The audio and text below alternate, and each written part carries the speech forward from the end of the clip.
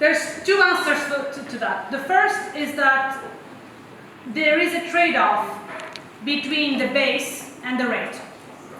So if you have a very broad base, you can have a lower rate of a standard rate of VAT, right?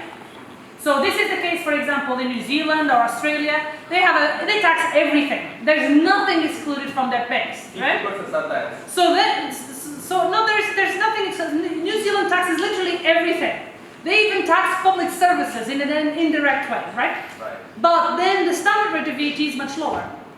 But if you only tax 50% of your consumption, then your standard rate has to be much higher to compensate. To gather the same amount of revenue, you have to tax more. This is a basic economic reality, right? So if you only tax half the consumption, you have to tax it higher to get the same revenue. So the first of all is that there is a trade-off. So I can't comment really on the particular case of Uzbekistan because I'm here as an IMF consultant to the finance ministry. So I can't divulge any confidential information but what I can tell you is generally this is the rule. So if you have a base that only taxes half of the consumption, of course you're going to have a higher rate. You want the lower rate? Tax everything. So that's basically the trade-off. That's the first point. The second is that this issue of Kazakhstan versus Uzbekistan is often framed in a context of competitiveness, right? But this is the story. VAT is completely irrelevant for businesses. It's completely neutral. No business cares about the rate so long as they get VAT refunds. If they get VAT refunds, they're not worried. It doesn't matter if the rate is 20 or the rate is 10 or if the rate is 5. They're going to get their VAT back as a cost in the end of the month or two. That's fine. Now, it becomes a problem if the VAT refunds are not given. So in my experience, the only area of VAT that is sensitive, very sensitive to investment, is the refund area.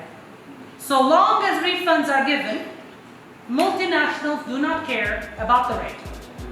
Now, if refunds are not given, the rate becomes a cost. So if you have 20% rate and someone else is giving refunds, so you have a zero cost, that means investment in that country is 20% more expensive. That's just a basic fact, right? So then you're going to have to calculate, does it compensate to invest in that country if I have 20% higher costs? So that, only in that context does rate become an issue. Otherwise, if you give refunds, the rate is completely indifferent. Now, you can tell me, what about people going to Kazakhstan to buy goods, right? And I have been here for 2 weeks, so people have told me that, right? Oh, you haven't seen that border, right? So this is the story people tell me.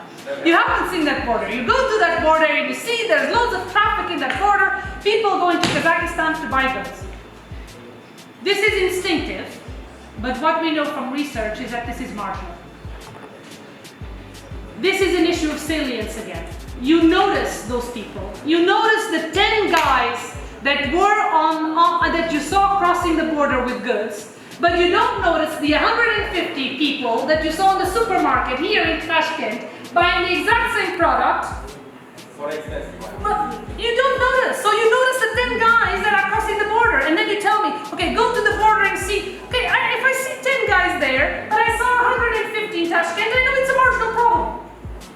Fine, it's a problem, but it's a marginal one. So what we know from cross-border shopping is this. People only do cross-border shopping for high-value items